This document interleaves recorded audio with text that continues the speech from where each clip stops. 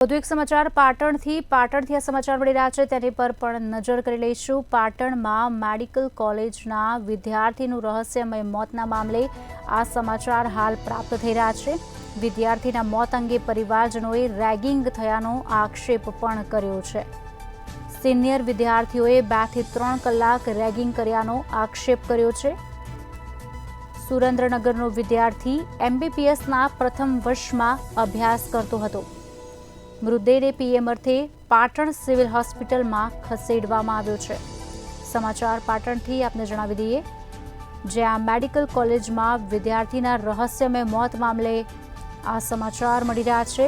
વિદ્યાર્થીના મોત અંગે પરિવારજનોએ રેગિંગ થયાનો આક્ષેપ કર્યો છે।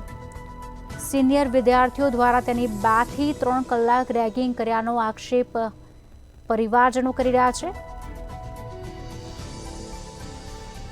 નટવરભાઈ મેથાણીયા નામના છાત્રનો હોસ્ટેલમાં કોલેપ્સ થઈને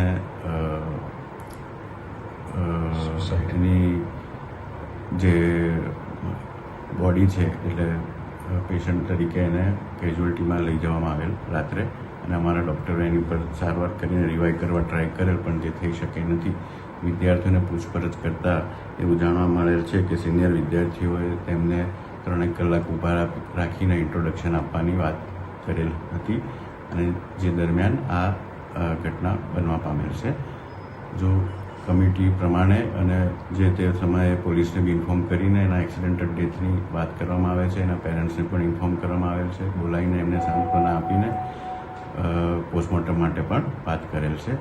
સાથે સાથે જો સ્ટુડન્ટ દરમિયાન રેગિંગની ઘટના બહાર આવશે કે એવું થશે તો તાત્કાલિક ધોરણે કમિટી મિટિંગ અમે બોલાવી છે, અને એ પ્રમાણે જો હશે તો એના શિક્ષાત્મક પગલાં તાત્કાલિક ધોરણે ભરવામાં આવશે।